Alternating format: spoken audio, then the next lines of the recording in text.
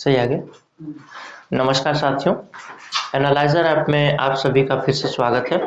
काफ़ी दिनों बाद आपसे मुलाकात हो रही है और आज फिर हम शुरुआत करेंगे, या शुरुआत क्या करेंगे, जहां से हम ख़त्म किए थे उससे आगे हम बढ़ेंगे जहां पे हमने रोक दिया था।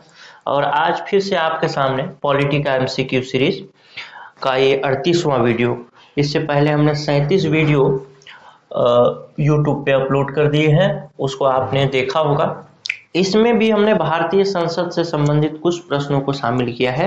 इन प्रश्नों में खासकर समितियों से संबंधित प्रश्न होंगे और संभवतः ये भारतीय संसद का अंतिम वीडियो है, तो इसमें मेरे ख्याल से 12 या 13 प्रश्न शामिल हैं। इसके बाद समितियां भी समाप्त हो जाएंगी। समितियों से संबंधित जो प्रश्न बनते हैं वो काफ़ी कठिन हो जाते हैं, क्योंकि लोगों का ध्यान खासकर समितियों पे जाता नहीं है। तो आप इसको ध्यान से जरूर देखिएगा। और अगर आप एनालाइजर ऐप यूज़ कर रहे हैं तो ऐप में भी आपको ये वीडियो मिल जाएगा। आइए देखते हैं इसी क्रम में पहला प्रश्न, निम्नलिखित में से कौन सा या कौन सी एक सबसे बड़ी संसदीय समिति है। तो सबसे बड़ी संसदीय समिति कहने का मतलब ये है कि कौन सी ऐसी समिति है जिसमें सबसे अधिक सदस्य होते हैं। तो इसका आंसर हो जाएगा प्राक्कलन समिति। प्राक्कलन समिति में 30 सदस्य होते हैं। जो सामान्यतः जो संसदीय समिति बनती है उसमें 22 या फिर 15 सदस्य ही होते हैं, लेकिन प्राक्कलन समिति में 30 सदस्य होते हैं। तो इस तरीके से ये सबसे बड़ी समिति हो जाती है। आइए देखते हैं कुछ डिस्क्रिप्शन पर। तो प्राक्कलन समिति, इसी को एक दूसरे नाम से भी जाना जाता है, जिसको आकलन समिति कहा जा सकता है या फिर एक एस्टिमेट कमिटी भी बोला जाता है। तो देखिए, जो समितियां होती हैं ना संसद में, समितियां मुख्यतः दो तरह की होती हैं, एक स्थायी समिति और एक तदर्थ समिति। स्थायी या और दूसरा तदर्थ। तदर्थ का मतलब ये है अस्थायी समिति और स्थायी समिति जान सकते हैं, यानी ये परमानेंट है और ये कुछ विशेष बिल या कुछ विशेष कारणों से बनाया गया है। जैसे ही वो कारण समाप्त हो जाएंगे या उनका निवारण हो जाएगा, उसके बाद ये समितियां समाप्त कर दी जाती हैं। तो विशेष तौर पर दो तरह की समितियां होती हैं, जिसमें एक स्थायी होता है, एक तदर्थ समिति होता है। आइए डिस्क्रिप्शन पर ध्यान दें। तो संसदीय समितियां दो तरह की होती हैं, एक स्थायी समिति और तदर्थ समिति। तदर्थ समिति को ही एक अन्य नाम से आप जान सकते हैं, उसको अस्थायी समिति बोल सकते हैं। अब इस ऑप्शन में जो था, सारे ऑप्शन पे हम बात करेंगे। आइए देखते हैं सबसे पहले लोक लेखा समिति। तो समिति में कुल 22 सदस्य होते हैं, जिसमें से 22 सदस्य में से 15 सदस्य लोकसभा के होते हैं प्लस 7 सदस्य राज्यसभा के होते हैं। इस तरीके से कुल 22 सदस्य होते हैं। दूसरी बात करें प्राक्कलन समिति, जिससे संबंधित एक प्रश्न था, इसमें कुल 30 सदस्य होते हैं और इसके सदस्य केवल लोकसभा से होते हैं। आगे हम देखते हैं दूसरे स्लाइड में और भी समितियां, जैसे सरकारी उपक्रम की समिति। सरकारी उपक्रम की समिति में 22 सदस्य होते हैं और इसमें भी 15 और 7 का रेशियो होता है, यानी 15 लोकसभा से और 7 राज्यसभा से। और चौथा देखें याचिका समिति, तो इसमें केवल 15 सदस्य होते हैं। इसके सदस्य जो होते हैं लोकसभा के अध्यक्ष द्वारा या अध्यक्ष द्वारा नाम निर्दिष्ट किए जाते हैं। तो इस तरीके से हमने इसमें चारों समिति के बारे में देखा। एक देखा हमने लोक लेखा समिति, जिसमें 22 सदस्य होते हैं। दूसरा देखा हमने प्राक्कलन समिति, इसमें 30 सदस्य होते हैं और यही सबसे बड़ी समिति है। आगे देखें तो सरकारी उपक्रम की समिति, इसमें भी 22 सदस्य होते हैं और इसमें भी 7 सदस्य लोकसभा से 7 सदस्य राज्यसभा से और 15 सदस्य लोकसभा से लिए जाते हैं, जैसा कि लोक लेखा समिति में भी होता है। आइए देखते हैं अगला प्रश्न, प्राक्कलन समिति के सदस्यों का कार्यकाल कितना होता है। तो इसका कार्यकाल होता है 1 वर्ष और 1 वर्ष के बाद प्राक्कलन समिति फिर से गठित की जाती है। आइए देखते हैं प्राक्कलन समिति के बारे में स्पष्ट, मतलब एक डिटेल में। इस समिति के सदस्यों की संख्या 30 होती है। इसके सदस्य केवल लोकसभा से निर्वाचित होते हैं एवं इनका कार्यकाल जो है वो 1 वर्ष का होता है। प्राक्कलन समिति का कार्य क्या है, अगर प्राक्कलन समिति क्यों बनाई जाती है, इस पर संबंधित क्या पता कंसेप्चुअल प्रश्न आपसे पूछ दिए जाएं, तो उस पर आपको ध्यान रखना है। प्राक्कलन समिति यह बताती है कि प्राक्कलनों में निहित नीति के अनुरूप क्या मितव्ययिता बरती जा सकती है तथा संगठन, कार्य कुशलता और प्रशासन में क्या क्या सुधार किए जा सकते हैं। यह संसद की सबसे बड़ी समिति है। इस पूरे सेंटेंस का मतलब अगर साफ साफ और छोटे भाषा में एकदम शॉर्ट में मैं बोलूं तो जो भी सरकार की नीतियां हैं उन नीतियों को किस तरीके से और इफेक्टिव बनाया जा सकता है कि लोगों का अधिक से अधिक भला हो सके। अब लोगों का अधिक से अधिक भला हो सके, इसका काम कौन करती है?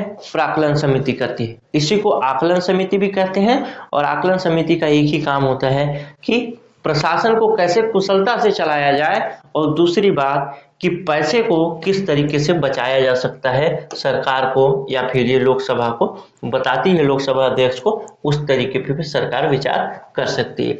आइए देखते हैं तीसरा प्रश्न, निम्न में से कौन सा सार्वजनिक व्यय पर संसदीय नियंत्रण का अंग नहीं है? तो इसका आंसर हो जाएगा भारत का नियंत्रक एवं महालेखा परीक्षक। क्योंकि नियंत्रक एवं महालेखा परीक्षक के बारे में पहले भी मैं बता चुका हूं कि पहले नियंत्रक और महालेखा परीक्षक, ये इसका नाम भले है लेकिन नियंत्रण इसका कुछ भी नहीं होता। इसका एक ही काम होता है, जो केंद्र सरकार है और जो राज्य सरकार है उसके जो भी कार्य हो रहे हैं उनका लेखा परीक्षण करना इसका काम होता है। तो इस तरीके से नियंत्रक एवं लेखा महापरीक्षक जो है वो सार्वजनिक व्यय पर संसदीय नियंत्रण का अंग नहीं है। लोक लेखा समिति की बात करूं तो ये है। प्राक्कलन समिति पर अभी हमने बात करी और सार्वजनिक उपक्रम की समिति पर भी हमने थोड़ी सी चर्चा कर ली है। आगे और भी चीजें इस पर चर्चा करेंगे। आगे देखते हैं तीसरा प्रश्न, ये डिस्क्रिप्शन है, टेलीग्राम पे आप पढ़ सकते हैं, या फिर अगर आप ऐप डाउनलोड करे हैं तो ऐप में जब ये वीडियो डलेगा तो जस्ट उसके नीचे ही एक डाउनलोड का ऑप्शन होता है, वहां पे क्लिक करेंगे पीडीएफ डाउनलोड हो जाएगा, पीडीएफ दिख जाएगा आपको। उस पर राइट कॉर्नर पे एक 3 डॉट होता है, उस पर क्लिक करेंगे तो एक डाउनलोड का ऑप्शन आता है, वहां से आप इसको डाउनलोड करके रख सकते हैं, अपने दोस्तों को भी शेयर कर सकते हैं। आइए देखते हैं चौथा प्रश्न, संसद की स्थायी समिति के सदस्यों को लोकसभा एवं राज्यसभा से किस अनुपात में लिया जाता है? अभी हमने बात करी थी कि 2-3 समितियां बात करी, जिसमें मैंने एक बात किया था आपसे लोक लेखा समिति, और लोक लेखा समिति मैंने बताया था आपको शायद कि ये एक स्थायी समिति है। समितियों के बारे में मैंने 2 प्रकार बताए थे समितियों के, एक स्थायी एक तदर्थ। तदर्थ का मैंने मीनिंग भी बताया था, तदर्थ का मतलब होता है अस्थायी। अब लोक लेखा समिति को अगर देखें तो हम देखते हैं कि इसमें 15 सदस्य लोकसभा से और 7 सदस्य राज्यसभा से लिए जाते हैं। तो इसमें पूछा गया है कि सदस्यों को लोकसभा एवं राज्यसभा से किस अनुपात में लिया जाता है? तो लोकसभा से लगभग 2:1, यानी 15, अगर इसको डिवाइड कर दें, इसको अगर 14 मान ले, 15 को 14 और 7, तो 7 एकम 7 यानी 2:1। तो इस तरीके से इसका आंसर जो होगा क्रमशः 2 और 1 के अनुपात में ऑप्शन ए सही हो जाएगा। लगभग सही हो जाएगा, क्योंकि इसमें 15 लिया हुआ है। अगर ये 14 होता तो एकदम एक्यूरेट सही हो जाता, लेकिन समीपतम जो उत्तर है वो ऑप्शन ए होगा। आइए देखते हैं अगला प्रश्न, निम्नलिखित कथनों पर विचार कीजिए। पहला कथन है, लोक लेखा समिति का अध्यक्ष लोकसभा के अध्यक्ष द्वारा नियुक्त किया जाता है। लोक लेखा समिति में लोकसभा सदस्य, राज्यसभा सदस्य और उद्योग तथा व्यापार के कुछ जाने माने व्यक्ति सम्मिलित होते हैं। तो इस पर हमने देखा है कि लोक लेखा समिति में कितने सदस्य होते हैं, शायद आपको याद हो गया होगा, 22 सदस्य होते हैं, और 22 में से 15 सदस्य लोकसभा से और 7 सदस्य राज्यसभा से लिए जाते हैं। और लोक लेखा समिति के अध्यक्ष को कौन नियुक्त करता है? तो वो करता है लोकसभा अध्यक्ष। तो लोकसभा अध्यक्ष नियुक्त करता है या चुनता है उसी समिति में से एक सदस्य को। तो इस तरीके से पहला सेंटेंस तो सही हो गया कि लोक लेखा समिति का अध्यक्ष लोकसभा अध्यक्ष द्वारा नियुक्त किया जाता है। पहला सेंटेंस तो सही हो जाता है। अगर हम बात करें दूसरे सेंटेंस पे, दूसरे सेंटेंस में लिखा है लोक लेखा समिति में लोकसभा का सदस्य, यहाँ तक तो सही है, राज्यसभा का सदस्य और उद्योग तथा व्यापार के कुछ जाने माने व्यक्ति शामिल होते हैं। तो ये जो उद्योग एवं व्यापार के कुछ जाने माने व्यक्ति शामिल होते हैं, ये सेंटेंस हो जाएगा गलत। तो इस तरीके से पूरा सेंटेंस, दूसरा सेंटेंस गलत हो जाता है। तो इसका आंसर हो जाएगा केवल एक, लोक लेखा समिति में लोकसभा और राज्यसभा के सदस्य ही शामिल होते हैं। संविधान में ऐसा कोई प्रावधान नहीं है कि उद्योग तथा व्यापार जगत के कुछ जाने माने व्यक्तियों को इसमें सम्मिलित किया जाए। आगे चलते हैं, अगला प्रश्न देखें, छठवां, निम्नलिखित कथनों पर विचार कीजिए। लोक लेखा तथा सार्वजनिक उपक्रमों की समितियों में राज्यसभा के सदस्य भी संबंधित होते हैं, जबकि प्राक्कलन समिति के लिए सदस्य केवल लोकसभा से ही लिए जाते हैं। तो आपने इस पर तो हमने तो देख ही लिया है कि लोक लेखा समिति में 22 सदस्य होते हैं, जिसमें 15 सदस्य जो हैं वो लोकसभा से और 7 सदस्य राज्यसभा से लिए जाते हैं। और मैं जब पहला क्वेश्चन आया था उसमें हमने सार्वजनिक उपक्रम वाला भी देखा था, तो इसका भी रेशियो यही था, 15 सदस्य लोकसभा से और 7 सदस्य राज्यसभा से लिए जाते हैं। तो इस तरीके से लोक लेखा तथा सार्वजनिक उपक्रम की समितियों में राज्यसभा के सदस्य भी संबंधित होते हैं, यहाँ तक तो सही है। अब आगे देखें, जबकि प्राक्कलन समिति के लिए सदस्य केवल लोकसभा से ही लिए जाते हैं, तो क्या यह सेंटेंस सही है? तो हमने पहले ही प्रश्न में देखा कि प्राक्कलन समिति या आकलन समिति में 30 सदस्य होते हैं जो कि केवल लोकसभा से होते हैं। तो ये पूरा सेंटेंस सही है कि लोक लेखा एवं सार्वजनिक उपक्रम की समितियों में राज्यसभा के सदस्य भी सम्मिलित होते हैं या संबंधित होते हैं, जबकि प्राक्कलन समिति में केवल लोकसभा के सदस्य ही सम्मिलित होते हैं। और प्राक्कलन समिति सबसे बड़ी समिति है जिसमें 30 सदस्य होते हैं। दूसरा सेंटेंस देखें, संसदीय कार्य मंत्रालय कुल मिलाकर संसदीय कार्यों की मंत्रिमंडलीय समिति के निर्देशन का कार्य करती है। तो दूसरा सेंटेंस भी सही है। अब तीसरे सेंटेंस की मैं बात करूं, विभिन्न मंत्रालयों में भारत सरकार द्वारा गठित समितियों, परिषदों, मंडलों एवं आयोगों के सदस्यों को संसदीय कार्य मंत्री नामित करता है। तो ये सेंटेंस भी सही हो जाता है। तो इस तरीके से हम देखते हैं इसका सारा सेंटेंस सही है, 1 2 3, और इसका आंसर हो जाएगा ऑप्शन डी। इसका डिस्क्रिप्शन है, बहुत सारी चीजें इसमें लिखी हुई हैं, आप इसको पढ़ सकते हैं। आगे देखते हैं, निम्नलिखित में से किस समिति में राज्यसभा का प्रतिनिधित्व नहीं होता? तो आपको याद हो गया होगा कि इसमें प्राक्कलन समिति में नहीं होता, जिसमें 30 सदस्य लोकसभा से ही होते हैं। लेकिन आगे देखते हैं, इसमें प्राक्कलन समिति का नाम नहीं है। तो मैंने आपको पहले भी बताया है कि आकलन समिति, प्राक्कलन समिति या एस्टीमेट कमेटी है, उसका एक ही नाम है, अंग्रेजी में एस्टीमेट कमेटी बोला जाता है। तो इसका ऑप्शन हो जाएगा सी। आइए देखते हैं 8वां प्रश्न, संसद की लोक लेखा समिति का प्रमुख कार्य है। क्या कार्य है? संसद के शासन के वित्तीय लेखा एवं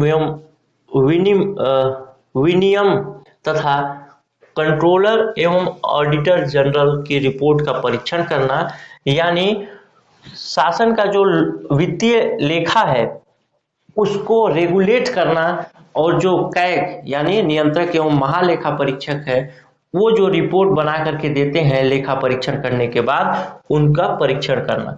दूसरा ऑप्शन है सार्वजनिक क्षेत्र की इकाइयों के उच्च पदों पर नियुक्ति करना, यानी सार्वजनिक क्षेत्र की इकाइयों का मतलब जैसे सार्वजनिक क्षेत्र में आप जानते होंगे जैसे रेलवे हो गया, एनटीपीसी हो गया, और बहुत सारी चीजें हैं जिसमें सरकार का 51% से ज्यादा का हिस्सेदारी होता है, वैसे क्षेत्र को सार्वजनिक क्षेत्र कहते हैं। आप 2 तरीके के बैंक भी पढ़े होंगे, प्राइवेट बैंक और एक पब्लिक बैंक। तो पब्लिक जो होता है उसी को हिंदी में सार्वजनिक क्षेत्र बोल दिया जाता है, पब्लिक सेक्टर को। तो सार्वजनिक क्षेत्र की इकाइयों के उच्च पदों पर नियुक्ति करना, और सी ऑप्शन है नीति के अनुसार वित्तीय प्रावधान का परीक्षण करना, या इनमें से कोई नहीं। तो इसका आंसर हो जाएगा ऑप्शन ए, शासन के वित्तीय लेखा एवं विनियम तथा कंट्रोलर, ये कंट्रोलर लिख दिया है लेकिन कंट्रोलर है, कंट्रोलर एवं ऑडिट जनरल की रिपोर्ट का परीक्षण करना। आगे देखते हैं 9वां प्रश्न, लोक लेखा समिति की रिपोर्ट प्रस्तुत की जाती है, यानी लोक लेखा समिति अपना रिपोर्ट किसको देते हैं? लोकसभा में, यानी कहाँ प्रस्तुत करते हैं? तो लोकसभा में, राष्ट्रपति कार्यालय में, वित्त मंत्रालय में या प्रधानमंत्री कार्यालय में। तो इसका आंसर हो जाएगा लोकसभा में। और लोकसभा में भी ये किसको प्रस्तुत करेंगे, यानी किसको सौंपेंगे? तो वो देंगे लोकसभा के अध्यक्ष को। हो सकता है आपसे कुछ ये प्रश्न पूछ लिया जाए, तो आप इसको जरूर याद रखिएगा कि लोकसभा के अध्यक्ष को लोक लेखा समिति अपना रिपोर्ट प्रस्तुत करती है। वैसे लोकसभा में जो भी संसदीय समितियां बनती हैं, सामान्यतः वो अपना रिपोर्ट लोकसभा के अध्यक्ष को ही प्रस्तुत करती हैं, चाहे आकलन समिति हो, प्राक्कलन समिति हो, या फिर लोक लेखा समिति हो, या सार्वजनिक उपक्रम की कोई समिति हो। आइए देखते हैं 10वां प्रश्न, भारतीय संसद की लोक लेखा समिति के अध्यक्ष को कौन मनोनीत करता है? तो इसका आंसर हो जाएगा लोकसभा का अध्यक्ष। अभी तक आपको पता चल गया हो। आइए देखते हैं 11वां प्रश्न, राज्यसभा के सदस्यों को संबद्ध नहीं किया जाता, यानी राज्यसभा के सदस्यों को ऐसी कौन सी समिति है जिसमें शामिल नहीं किया जाता? पब्लिक अकाउंट कमेटी में, एस्टीमेट कमेटी से, या फिर सार्वजनिक उद्यमों की कमेटी से।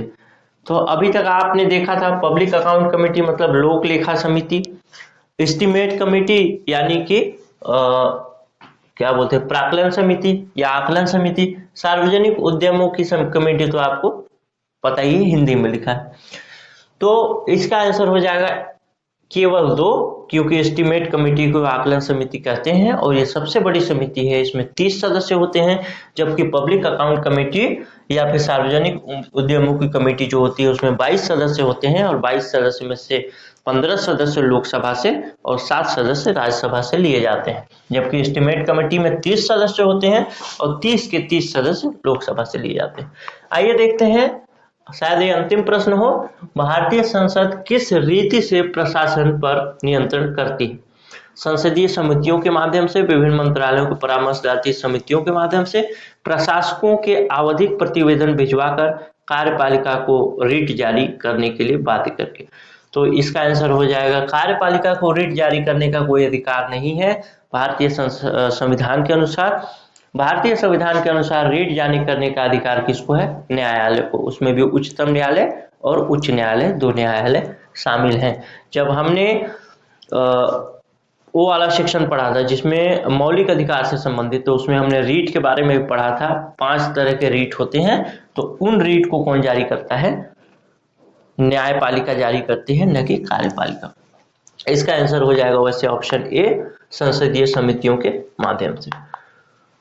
नहीं, माफी चाहूंगा, वो आखिरी क्वेश्चन नहीं था, 13वां आखिरी क्वेश्चन है। भारत की संसद के संदर्भ में निम्नलिखित में से कौन सी संसदीय समिति की समीक्षा करती है और सदन को सूचित करती है कि जो विनियम, नियम, उपनियम, उपविधि आदि बनाने की शक्तियां संविधान द्वारा प्रदत्त हैं या सदन द्वारा प्रायोजित है, उनका कार्यपालिका द्वारा इन प्रत्यायोजनों डेलीगेशन की परिधि के भीतर उचित प्रयोग हो रहा है।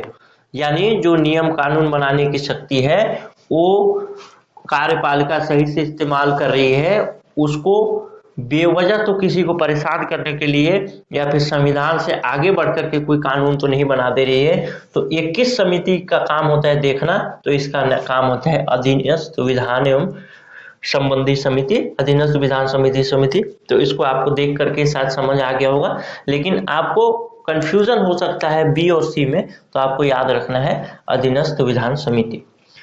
तो इस तरह से इसके डिस्क्रिप्शन को आप टेलीग्राम के थ्रू भी पढ़ सकते हैं और आप चाहें तो ऐप में भी नीचे दिया रहता है इसका PDF, वहां से क्लिक करके देख सकते हैं, चाहे तो डाउनलोड भी कर सकते हैं। अगर आप हमारा ऐप डाउनलोड करना चाहते हैं तो जरूर डाउनलोड कीजिए। अभी वीडियो क्लासेस पे काम चल रहा है हमारा, करंट अफेयर क्विज डेली आ रहा है और टेस्ट सीरीज आप हमेशा से देते रहे हैं। आपको शायद इस ऐप के बारे में जानकारी हुई होगी तो टेस्ट सीरीज के ही माध्यम से हुई होगी। कंप्लीट डिस्क्राइब टेस्ट सीरीज रहता है तो आप इसको दे सकते हैं। वैसे अभी हम एक प्लान कर रहे हैं टेस्ट सीरीज के मामले में। कई लोगों का पैसे को लेकर के बहुत कंसर्न रहता है कि बहुत महंगा है, तो मार्केट में बहुत सारे टेस्ट सीरीज हैं जो कि विदाउट डिस्क्रिप्शन हैं, तो विदाउट डिस्क्रिप्शन वाले टेस्ट सीरीज हम भी सस्ते में दे सकते हैं। तो हमारी कोशिश होगी कि हम विदाउट डिस्क्रिप्शन वाले भी टेस्ट सीरीज दें, ताकि वो बच्चे भी ज्वाइन कर सकें जो कि विदाउट डिस्क्रिप्शन पढ़ना पसंद करते हैं या जिनके पास पैसे कम है। वैसे मेरी सलाह तो यही रहेगी कि आप डिस्क्रिप्शन वाला ही ज्वाइन कीजिए, क्योंकि कोई भी टेस्ट सीरीज आपके 1 साल आगे बढ़ जाने यानी एक प्रीलिम्स फेल होने से महंगा नहीं है, सस्ता ही है। अगर मैं बात करूं 2018-19 की, तो 32 से अधिक प्रश्न और 2019-20 में 46 से अधिक प्रश्न हमारे टेस्ट सीरीज में पूछे गए थे। तो आप एनालाइजर ऐप को डाउनलोड कर सकते हैं, प्ले स्टोर में सर्च कर सकते हैं CGPSC एनालाइजर ऐप, वहाँ पे भी मिल जाएगा। या फिर आप अगर ये वीडियो YouTube में देख रहे हैं तो नीचे डिस्क्रिप्शन में हम लिंक दे देंगे, वहाँ से आप ऐप डाउनलोड कर सकते हैं, वहाँ से आपको PDF भी मिल जाएगा। और टेलीग्राम से भी जुड़ सकते हैं कुछ अपडेट के लिए, वहाँ पे भी आपको PDF वगैरह मिलता रहता है। मिलेंगे अगले वीडियो में, तब तक के लिए बहुत बहुत धन्यवाद, बहुत बहुत आभार।